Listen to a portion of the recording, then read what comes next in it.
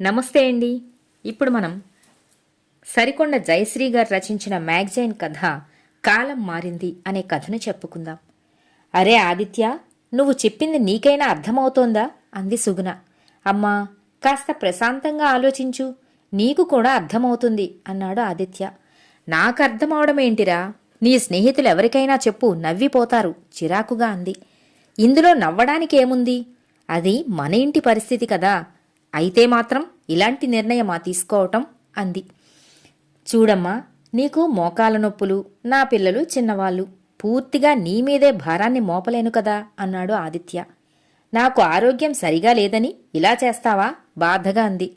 తల్లి దగ్గరకు వెళ్లి పక్కన కూర్చొని ఆమె చేతిని తన చేతిలోనికి తీసుకుని, చచ్చా అలాంటిదేం లేదమ్మా, నువ్వు చేసే శ్రమ నువ్వు చేస్తూనే ఉన్నావు కదా రోజూ, నీకు శక్తికి మించిన శ్రమ కూడా వంటికి మంచిది కాదమ్మా, నా పిల్లలతో పాటు నిన్ను కూడా జాగ్రత్తగా చూసుకోవలసిన బాధ్యత నాదే కదమ్మా, చిన్నపిల్లలకు చెప్పినట్లుగా అనునయంగా చెప్పాడు ఆదిత్య.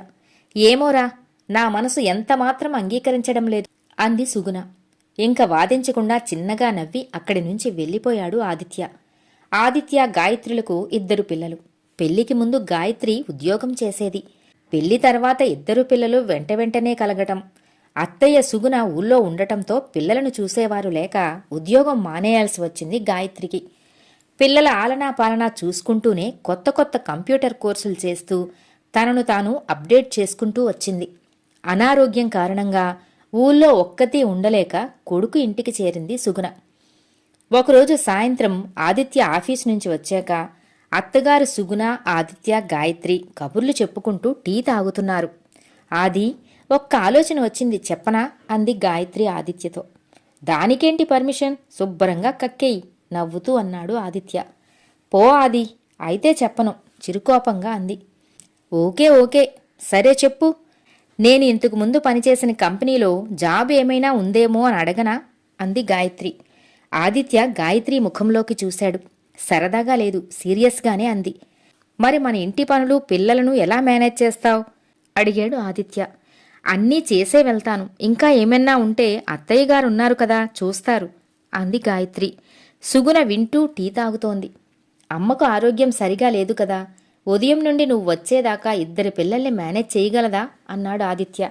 లేదులే ఆది, నాకు తెలియదా, వర్క్ ఫ్రం హోం ఉండేలా చూసుకుంటా, పిల్లలు పెరుగుతున్నారు కదా, ఖర్చులు పెరుగుతున్నాయి, ఏదో చిన్న ప్రయత్నం చేద్దామని అని వివరించింది గాయత్రి. అవును సరే, నువ్వన్నది కూడా నిజమే, రోజురోజుకు ఖర్చులు పెరుగుతాయి కానీ తరగవు కదా, సర్లే అడిగి చూడు, నష్టమేమీ లేదుగా, అయినా నువ్వు చాలా కోర్సులు కూడా చేశావు కదా, ప్రయత్నం చెయ్యి, తెలిసిన కంపెనీ కదా అన్నాడు ఎంకరేజ్మెంట్గా ఆదిత్య.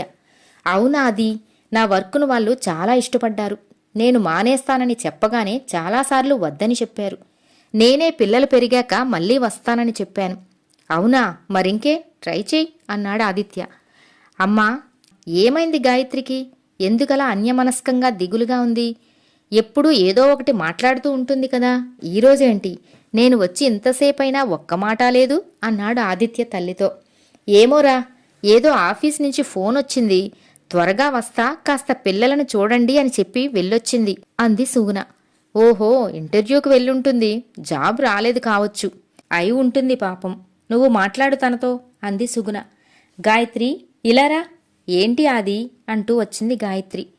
ముందు కూర్చో, పక్కన కూర్చోబెట్టుకున్నాడు ఆదిత్య. కూర్చుంది మౌనంగా గాయత్రి. నువ్వు ఇప్పుడిప్పుడే ఉద్యోగం వెతకడం మొదలుపెట్టావు కదా, మొదటి ప్రయత్నానికే డిప్రెషనా, 5 సంవత్సరాల గ్యాప్ వచ్చింది కదా, కాస్త టైం పట్టొచ్చు, ఎక్కువ ఆలోచించకు, వేరేది వెతకొచ్చులే, బీ హ్యాపీ భుజం మీద చెయ్యి వేశాడు ఆదిత్య. నీకో విషయం చెప్పాలి ఆది నింపాదిగా అంది గాయత్రి. అవునా, చెప్పు, అక్కడేమైనా జరిగిందా అడిగాడు ఆమె కళ్ళలోకి చూస్తూ. నేను వాళ్లను ఆన్లైన్ జాబ్ కావాలని అడిగాను, వాళ్ళు ప్రస్తుతం లేదన్నారు, కానీ ఏమన్నారు అన్నాడు ఆదిత్య. నేను పాత ఎంప్లాయీనని గుర్తించి నా అప్డేటెడ్ స్కిల్స్ పైన ఇంటర్వ్యూ చేశారు. చేసి ఏం చెప్పారు అన్నాడు ఆదిత్య. అన్నీ బాగా నచ్చాయని నాకు అసిస్టెంట్ మేనేజర్ పోస్ట్ను ఇస్తామన్నారు, కొద్ది రోజుల్లోనే మేనేజర్గా ప్రమోట్ చేసే అవకాశం కూడా ఉందని చెప్పారు, శాలరీ కూడా ప్రస్తుతం మనకు వస్తున్న దానికి 2 రెట్లు ఇస్తామన్నారాది అంది గాయత్రి. వావ్, ఇంత గుడ్ న్యూస్ ఇంత చప్పగా చెబుతారా ఎవరైనా అన్నాడు ఆదిత్య. కానీ ఆది, ఇందులో ఒక సమస్య ఉంది అంది గాయత్రి. ఏంటది అన్నాడు ఆదిత్య. నేను ఇంటి నుండి వర్క్ చేయటానికి వీలు కాదాది, ఆఫీస్కే వెళ్ళాలి అంది గాయత్రి. సరే, దిగులు పడకు. నీకు అర్హత లేకపోతే అంత ఎక్కువ శాలరీతో అంత పెద్ద పోస్టును ఇవ్వరు కదా. ముందు దానికి సంతోషించు. నువ్వు వెళ్ళడానికి ఏదో ఒక మార్గం చూద్దాంలే. గాయత్రి చేతిని తన చేతిలోకి తీసుకుని ప్రేమగా తట్టాడు ఆదిత్య. ఆదిత్య గాయత్రికి భరోసా అయితే ఇచ్చాడు, కానీ అక్కడే మొదలైంది అసలు సమస్య. ఇదే తల్లిని ఒప్పించడం. చిన్నవాడిని పడుకోబెట్టి పెద్దవాడిని తీసుకురావటానికి స్కూలుకి వెళ్ళింది గాయత్రి. ఏరా, ఏం నిర్ణయించుకున్నారు అడిగింది సుగుణ కొడుకుని. అమ్మా ఇలారా అని చైర్లో కూర్చోబెట్టి ఆమె ఎదురుగా కాళ్ళ దగ్గర కింద కూర్చున్నాడు ఆదిత్య. అమ్మా, మనం కొన్ని వాస్తవాలను మాట్లాడుకుందాం. పోరా, ఏదో సోది చెబుతావు అంది సుగుణ. అది కాదమ్మా, విను ముందు. నాన్న పోవడంతో ఆర్థిక పరిస్థితి బాగాలేక నేను ఎక్కువ చదవకుండానే దొరికిన ఉద్యోగం చేయవలసి వచ్చింది కదా. ఏదో ఒకటి చేస్తున్నావు కదా అంది సుగుణ. చేస్తున్నాలే, కానీ గాయత్రి నాకంటే ఎక్కువ చదువుకుంది. సమర్థత కూడా నాకంటే ఎక్కువే. అందుకే ఇప్పుడు నాకంటే 2 రెట్ల జీతంతో ఉద్యోగం వచ్చింది తనకు. అయితే నువ్వు ఉద్యోగం మానేసి పిల్లలను చూస్తూ కోడలిని ఉద్యోగానికి పంపుతానంటావు, అంతేనా అంది సుగుణ. అదే కదా మొన్నటి నుండి చెబుతోందమ్మా అన్నాడు ఆదిత్య. ఏం మాట్లాడకుండా మౌనంగా కూర్చుంది సుగుణ. అమ్మా, వెనకటి రోజుల్లో మగవాళ్లు చదువుకుని ఉద్యోగం చేస్తే ఆడవాళ్ళు ఇంటి పట్టునే ఉండి వంటావార్పు చేసేవారు. కాని కాలం మారింది కదమ్మా. ఇప్పుడు ఆడామగా తేడా లేకుండా అందరూ చదువుకుంటున్నారు, ఉద్యోగం చేస్తూ సంపాదిస్తున్నారు. పరిస్థితులకు అవసరాలకు అనుగుణంగా మనం కూడా మారాలి. నేను ఎంత ప్రయత్నం చేసినా గాయత్రి అంత మాత్రం సంపాదించలేను. అయినా కుటుంబ అవసరాల దృష్ట్యా ఉద్యోగం చెయ్యొద్దు అంటే గాయత్రి మానేస్తుందమ్మా. ఇంతకు ముందు కూడా మానేసింది కదా. కానీ నువ్వే చెప్పమ్మా, ఏమాత్రం ప్రతిభలేని నేను ఉద్యోగం చేయటం, ఎంతో ప్రతిభ ఉన్న గాయత్రిని ఇంట్లో కూర్చోమనడం న్యాయమా? నువ్వే ఆలోచించు. పరిస్థితులను అర్థం చేసుకోవటానికి ప్రయత్నిస్తున్నట్టుగా ముఖంలో భావాలు మారుతున్నాయి సుగుణలో. గాయత్రి నా భార్యమ్మ, ఈ ఇంటి ఇల్లాలు. తాను ఎవరికోసం సంపాదిస్తుంది? మనకోసమే కదా. మనం ఆర్థికంగా ఇంకాస్త నిలదొక్కుకోవటానికే కదా అన్నాడు ఆదిత్య. సుగుణ ఏమీ మాట్లాడలేదు. అమ్మా, నువ్వు కంగారు పడకు, నేను ఎప్పటికీ ఇలానే ఇంట్లో కూర్చుంటానేమో అని. గాయత్రి పిల్లలను చూసుకుంటూ కొత్త కోర్సులు చేసినట్లే నేను కూడా కొత్త స్కిల్స్ నేర్చుకుని పిల్లలు కాస్త పెద్దవగానే మంచి జాబ్ను వెతుక్కుంటా. మహా అయితే 2-3 సంవత్సరాలు, అంతేనా?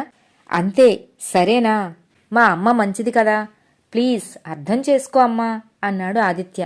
అత్తయ్య, ఒకసారి ఇలా రండి హడావిడిగా వస్తూ పిలిచింది గాయత్రి. ఏంటమ్మా అంది కంగారుగా వస్తూ సుగుణ. ముందు మీరిక్కడ కూర్చోండి అంటూ కుర్చీలో కూర్చోబెట్టింది. ఇవి మీకే అంది పెద్ద డబ్బుల కట్టను చేతికిస్తూ. అమ్మో, ఇంత డబ్బు నాకెందుకు విస్మయంగా అడిగింది సుగుణ. లేదత్తయ్యా, ఈరోజు నా మొదటి శాలరీ వచ్చింది. ఇంట్లో నా పనులన్నీ మీరే పంచుకున్నారు కనుక నేను ఆఫీస్కెళ్ళి ఉద్యోగం చేయగలుగుతున్నాను. అందుకే నా శాలరీలో మీకూ భాగం ఉంటుంది.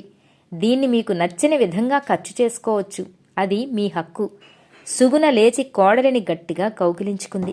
ఇంత డబ్బు నేనెప్పుడూ చూడలేదు అంది చెమ్మగిల్లిన కళ్ళతో. శ్రమలో భాగం ఉన్నప్పుడు ఫలితంలో కూడా భాగం ఉండాలి కదా అత్తయ్య. ఆర్థిక స్వేచ్ఛ అందరికీ అవసరం అంది గాయత్రి. అప్పుడే అక్కడికి వచ్చిన ఆదిత్య సంతోషంగా చూస్తూ ఉండిపోయాడు నవతరం అత్తాకోడళ్ల వైపు. కథ సమాప్తం.